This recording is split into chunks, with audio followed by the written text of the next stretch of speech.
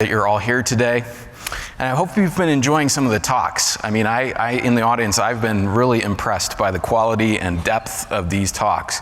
We've heard some really incredible ideas and concepts and technologies across artificial intelligence, across quantum, across the future of memory technologies. Just amazing, amazing stuff. New technologies, new usage models. But the question for us all in our heart of hearts is, to what end? And so, what if we could just leverage a fraction of these technologies to transform society, to alleviate the human condition, to help our planet? And it's on this topic that I am really pleased and excited to welcome Deb Goldfarb. So Deb is an Intel Fellow. She is the Chief Analyst in Intel's data center group, in charge of all of our market intelligence, market sensing. And she speaks regularly on this topic of the grand challenge and grand opportunity of HPC. And so even last year, she was on the plenary panel at Supercomputing in Dallas talking about this topic with some luminaries. Just an incredible talk. So you're in for a treat. So with no further ado, here's Deb Goldfarb. Sure. Thank you. Hello again, this time on this side. So this is my 28th supercomputing, which is kind of extraordinary. Yeah, who in the audience has been here over 20 years? A few of you, probably know many of you.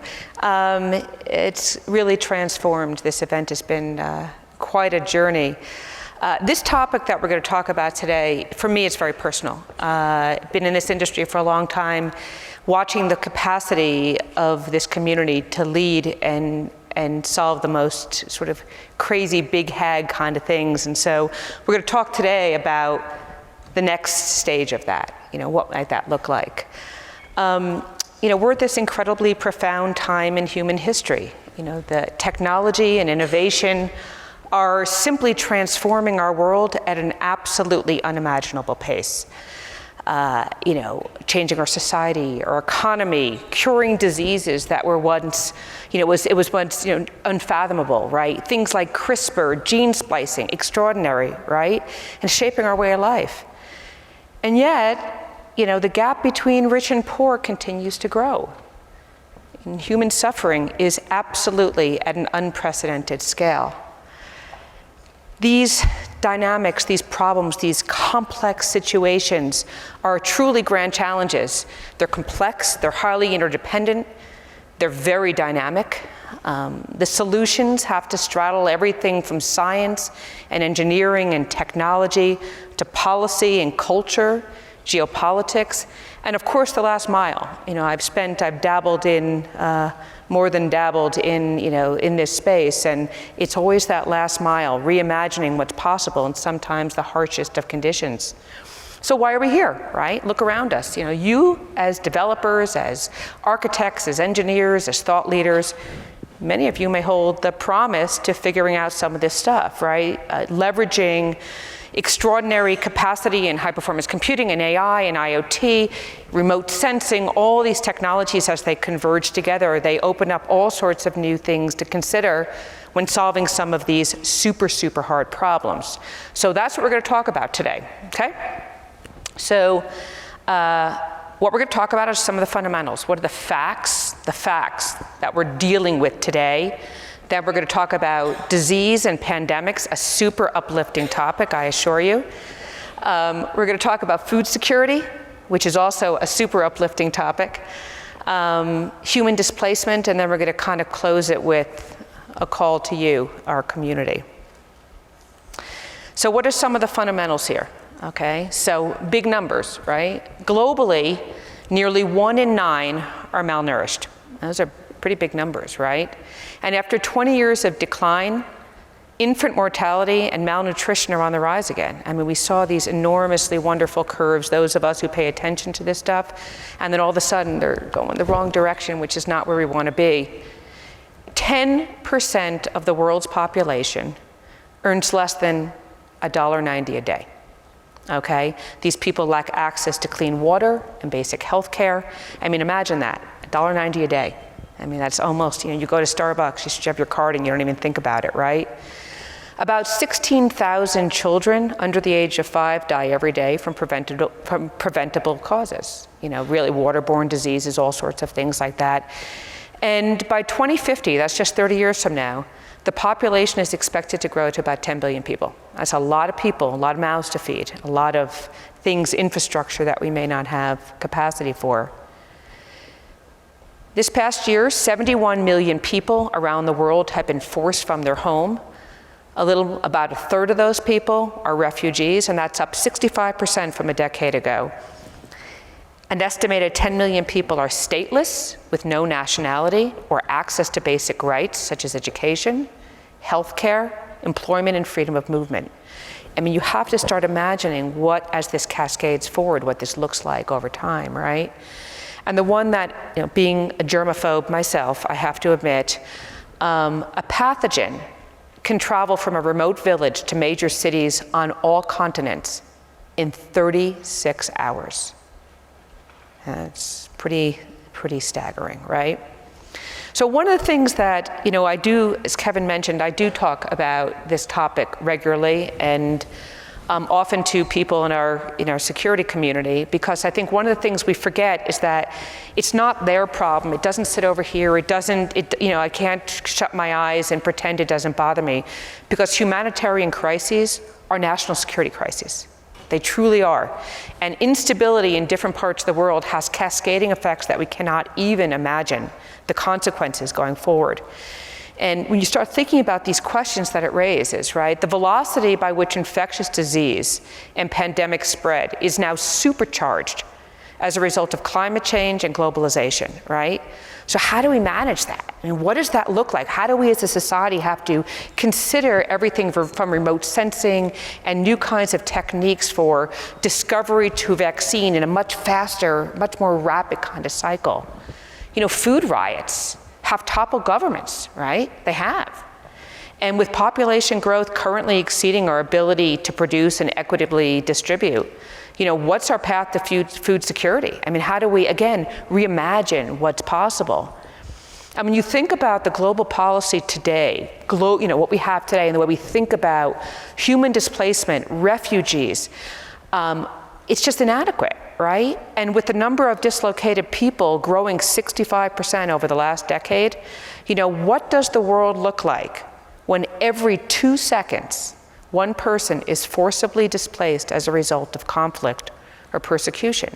We're going the wrong way. Humanity is not going the way we want it to go. So, we're going to talk about that today, and we're going to talk about what it means. So we're going to start with disease, right? Pandemic. So what this little movie is doing is showing you a simulation that the Gates Foundation, through the Institute for Disease Modeling, put together this past year, that based upon the scenario of a similar pandemic, like the Spanish flu, what would happen globally?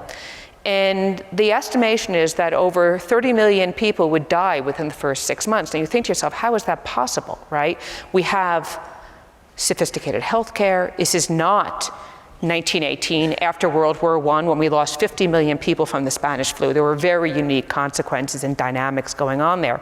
How was that possible? Well, it's possible because of what's happening in terms of climate change, and just the disease profiles have changed very, very dramatically.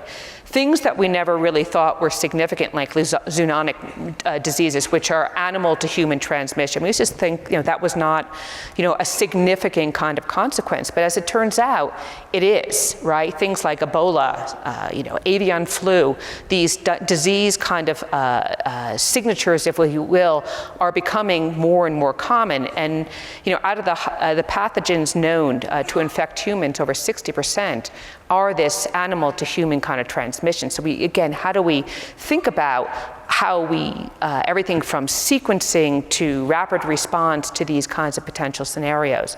Combinatorial flus. I never got a flu vaccine until last year, until the guy who I know who runs this Center for Disease Modeling said, get a flu shot. Everybody get a flu shot, because these diseases are becoming so much more ferocious and complex that you have to begin to build a spectrum of immunity.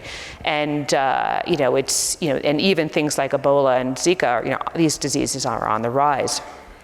And if you haven't noticed, Infectious diseases do not respect borders. I mean, these are globally significant kinds of dynamics. Okay, here we go. So again, thinking about the community that sits in front of me and your peers and your colleagues, we have to think differently about how we solve this, right? It can't be a one-off here and a one-off here. We have to be thinking holistically. Everything from rapid sequencing of viruses and different kinds of surveillance methodologies that were, if you were here, happened to be here for the Descartes discussion using the cloud SAR and different kinds of radar and GPS and things like that to look at sort of gross scenarios on the ground, whether it's disease or drought and things like that. How do we use surveillance and GPS and IoT technologies? How do we understand epidemiological churns in a faster fashion? How do we build better countermeasures? How do we understand quarantining at scale? I mean, all of these things have to be thought of holistically, again, because it's not over there. It's everywhere. I mean, we have to think as a community of a single mindset on how we address and tackle this problem. And underneath all of this has to be a sophisticated and very, very state-of-the-art global scientific infrastructure, HPC, AI, advanced models to anticipate, predict, and then build a mitigating strategy to help us prepare for any eventuality, any black swan event. We have to be thinking about the what-if scenarios, not reacting after the fact. So I had the very great honor, I worked for Microsoft many years ago, and I was the liaison, if you will, between the HPC team and the Gates Foundation on their malaria program. I learned a lot, and I'm terrified of mosquitoes, just so you know. They're really terrible, terrible, terrible creatures. And one of the things about the Gates Foundation, which makes it such an amazing place, is that they start here, right? Everything starts the big problem, right? So the problem was there's malaria. They came out and said a bunch of diseases, polio, malaria, tuberculosis, et cetera. We want, eradication. You want to eradicate this disease off the face of the earth. And when you put a notion out there like eradication, you actually have to think about, wow, that means it's gone for good, right? Malaria is one of those really noxious diseases that lies dormant in the body. You think you don't have it, and it comes back, and you could have one village over here which has a terrible incidence of malaria, and 2 villages over, they have nothing. And it's a very multidimensional problem. There's lots of different types of mosquitoes, and anyway, it's crazy. So they put this thing out, how do we eradicate this thing? And they said, well, maybe we need to think about using things like advanced models and supercomputers to model every kind of scenario, every disease profile, every type of mosquito, the genomics of the mosquito, and look at all the different variables on things we've done historically, what works when, where, why. And so it started as an idea that turned into all these new methods and frameworks. They built this thing called EMOD, which is epidemiological modeling scenario, and then they built this huge supercomputer that took all the sort of the dimensionality of EMOD and plugged it in. Again, why does this work here?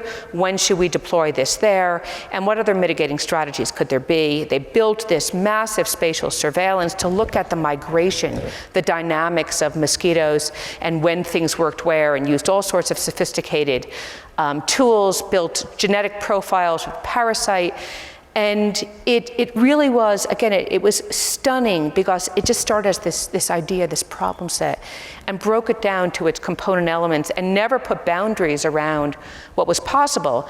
And this turned into the Institute for Disease Modeling, and they have a whole enormous range of diseases that they're now using this methodology, and it's chipping away. It's not an overnight thing, but they're chipping away, and it's that's how we have to, that's how I think how we have to think, big, small, across the board, all the pieces. So let's turn now to food security.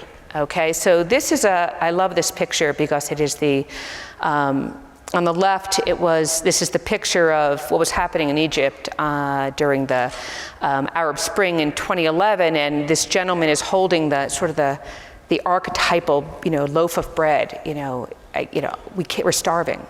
We can't eat. Food prices are skyrocketing. What's happening here? And on the right, you see in 2008, 2007, 2008 was kind of this spectacularly terrible point in time when, for a variety of reasons, the basic food groups, rice, soy, wheat, just went through the roof, the prices of these commodities, and people were left. They were starving, right? And as I said, I have a bit of a background in this, and I remember in graduate school, I had a professor.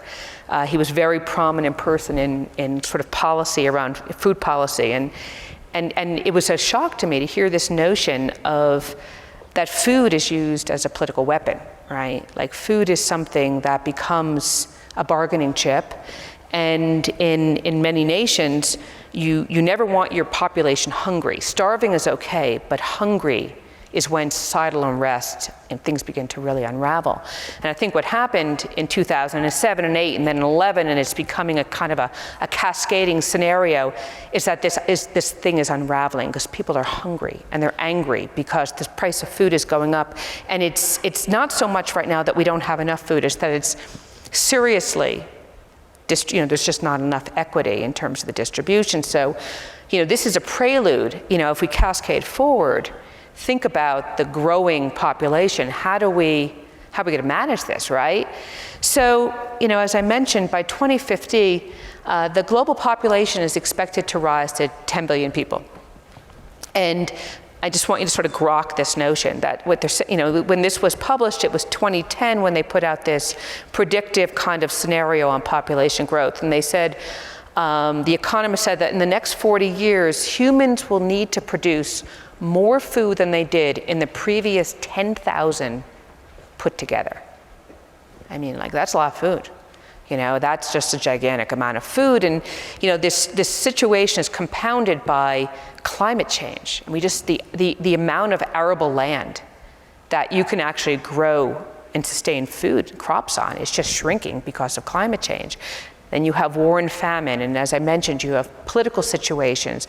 Food as a weapon, but also sanctions, which the people who are the most vulnerable are often the ones who are, the victims in these situations. We have inequity. We have pollution and environmental situation that's just sort of cascading. I had a call just the other day with a woman, an economist in China, and we were talking about China, which has been kind of just the amount of pollution in China is enormous. And I poked on this idea of sustainability there, right? And I said, what's going to happen when the Chinese population becomes really sick and that becomes a global problem? And she goes, oh, the Chinese government's already on top of that. It's not a number one problem, but it's starting to rise up into that top 10, that they're going to take very critical actions around sustainability and managing the environmental crisis in China. But at a global scale, we still have pollution and environmental situation. You have waste. And you have at the other end science and technology that maybe offers some significant kind of situation to start poking away. And I would have to say in this area of food security, we're beginning to see a little bit of a Cambrian explosion, right? There is really cool stuff going on. And this is a busy slide, but I want to just mention a couple things that I think are so weird and cool at the same time. So who here knows anything about 3D printed food? Has anyone ever heard of that? Yeah, I mean, it's weird, right? But it's coming to a grocer near you. Right, so there's a bunch of inventions around can you 3D print really densely nutritious food. And when you think about 3D printers, as they come down in price and they become an asset, maybe in sort of disaggregated areas in the third world, in local kind of areas, could that be a food source over time? Maybe, I don't know. It's kind of an interesting thing. We're seeing that. I know that we're challenged by genetically modified food, that is maybe pestilent, resistant, or can maybe grow in more arid conditions, or maybe have a higher composition, a denser composition of nutrients per unit. But we have to start thinking about how do we increase nutritional value of food in a smaller footprint, when we have less arable land to farm on. So there's a fantastic amount of ideas, and this whole idea of digital agriculture, where you have sophisticated sensor IoT infrastructure that is capturing real-time telemetry on the crops. And one of the challenges you see historically is that, in these sort of mass-scale farming, fertilizer and all the pesticides and things, they just dump them at scale, and it has all sorts of secondary consequences environmentally, and it seeps into the aquifer. It's terrible. But with digital agriculture, you have drones and you have sensors that are creative opportunity to be extremely surgically targeting those areas that need fertilizer or a certain kind of pesticide, also capturing the hydration of crops so that you can very much, you can be explicit, very intentional about how you hydrate your crops. So there's exciting things in this whole smart farming space, including things like vertical farms.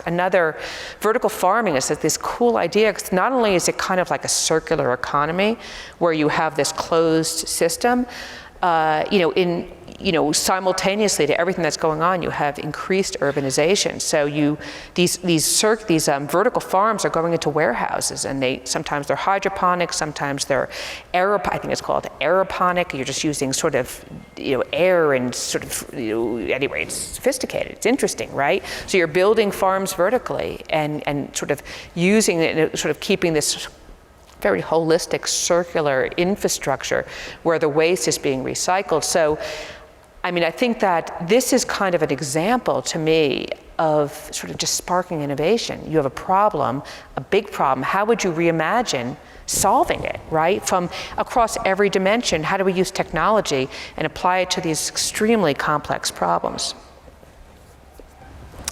So now we're going to shift to the third really, really kind of sad and scary thing. So, refugees and displaced people, again, it's not that problem, it's everybody's problem, right? And I know it's a politically charged problem, but refugee protection and state stability are intrinsically linked together.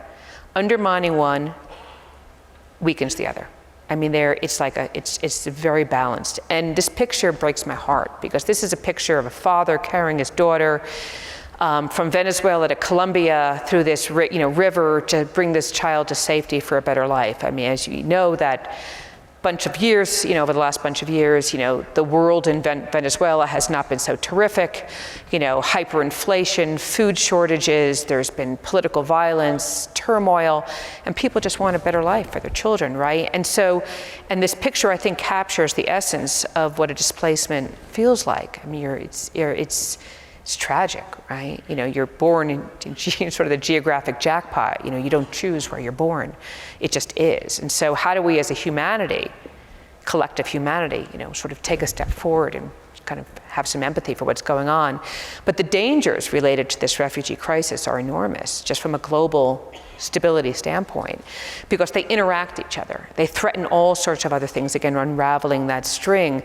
Civil wars, weakened states, these fragile governments, and this becomes the sort of the basis often. It becomes the seeds of terrorism and disassociation, from sort of these anti-government kind of sentiments, creating new pockets of instability. So this is a big problem, right?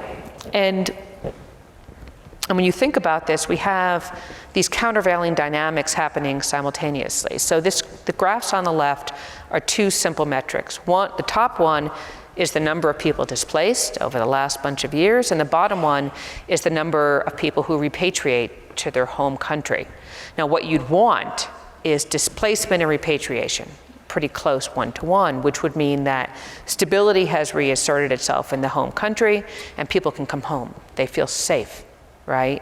There's a place for them. They can eat, they feel safe, and it's a place they can have a home and a family. But that's not happening at all. In fact, it's the lack of repatriation is happening at a very, very, very, very fast rate.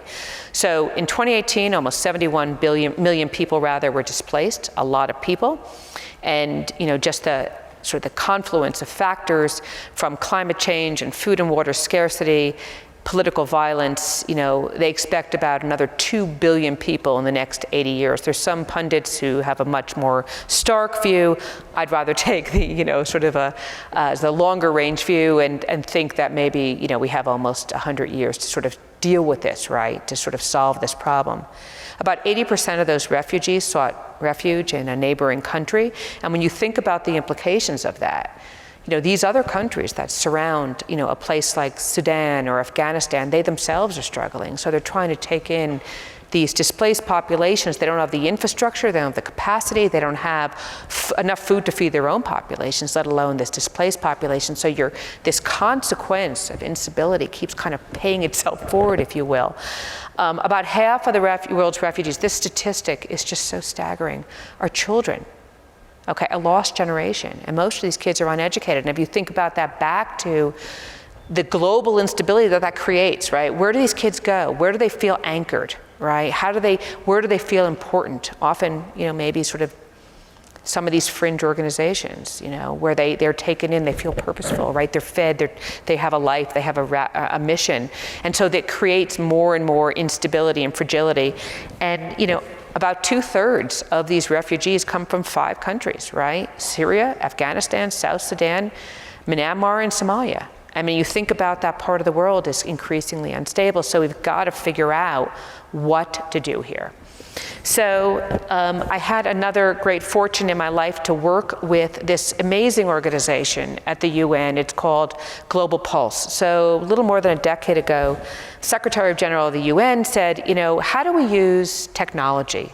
How do we use HPC, AI, IoT, mobility, to rethink the problem, right? How do we get in front of humanitarian crises as opposed to reacting to them, right? How do we use all of this intelligence that we're building to begin to not only build predictive models, but frame out how do we anticipate famine? How do we anticipate a pandemic? How do we anticipate violence in a region? What are the signals?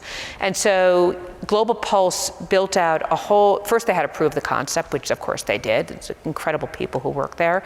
And then they began to look at some of these really hard problems. As it turns out, this confluence of mobility, mobile phones, by the way, in the developing world are like gold. Okay, mobile phones, as it turns out, are maybe one of the most important technologies ever to permeate the developing economies.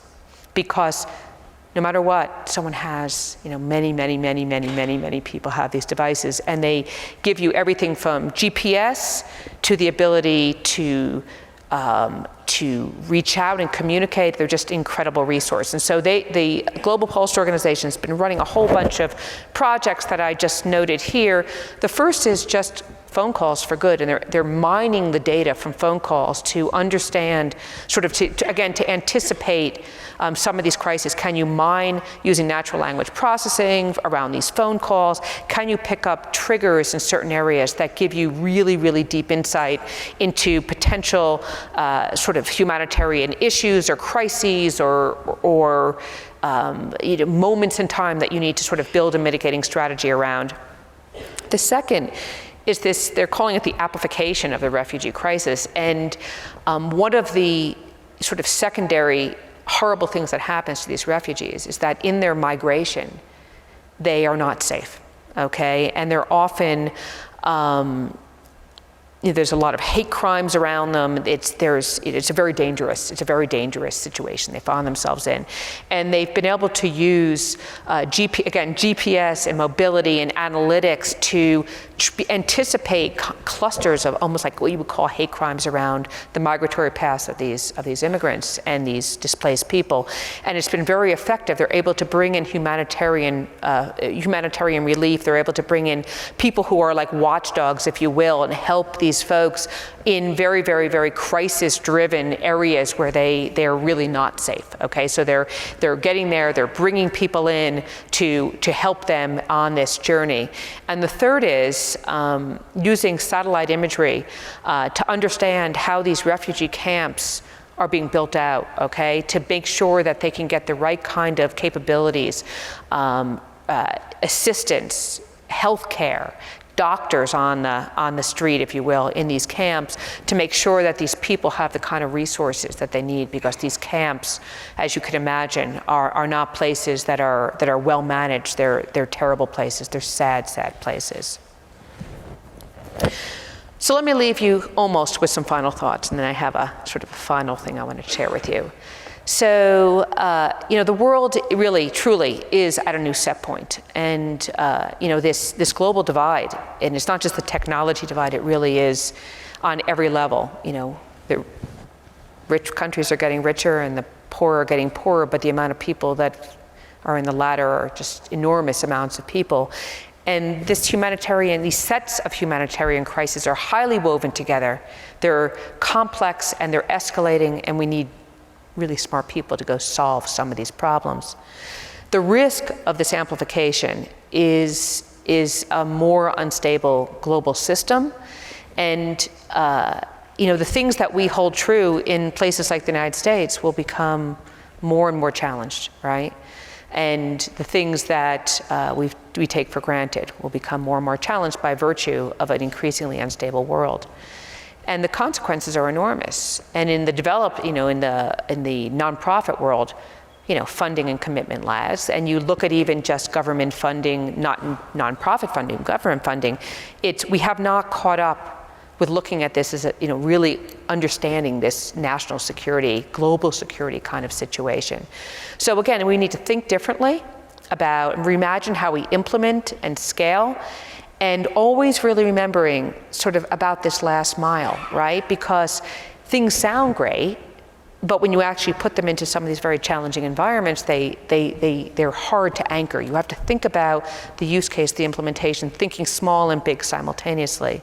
And I want to share with you this one story, which I think is amazing. So if anybody has, I'm a Netflix freak, but only certain kind of binging on interesting things, right? So I started watching this series, and it's called Inside Bill Gates' Mind. If you haven't seen it, take a look at this, okay? It's incredible, right? The guy is the Einstein, really, of our generation. Brilliant, incredible guy. And so in the first episode, he talks about his path to building a sustainable toilet, right? He reimagines what this was. So how did he get there? Again, the way he thinks is the big problem, right? So he and Melinda, they were in the early days of the foundation. They were kind of a little bit all over the place in the mission.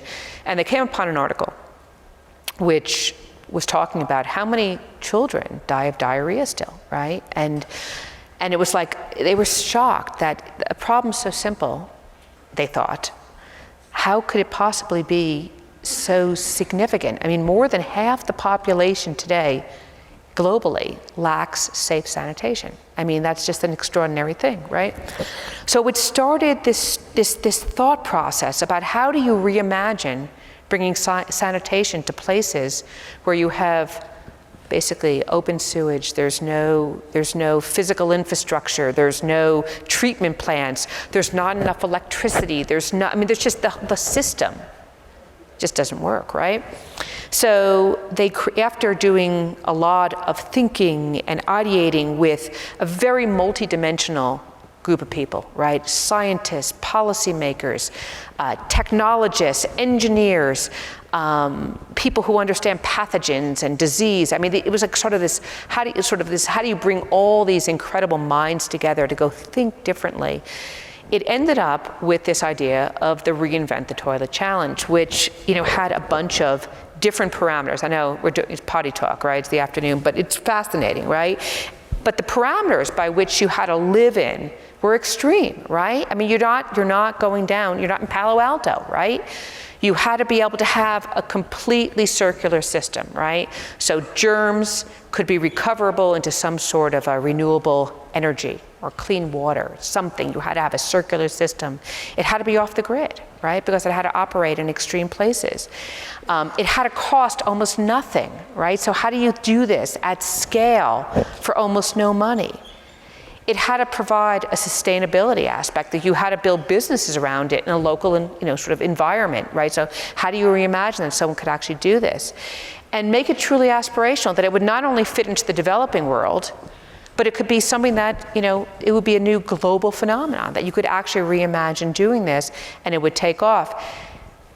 Watch the Netflix. I don't want to take away Bill's sort of big reveal, but the bottom line is they did it, right? They figured it out. Not only did they figure that out, but they actually figured out how to have a completely sustainable treatment facility, a movable, a portable treatment facility that people were now building micro businesses around, right? So they created a sustainable toilet.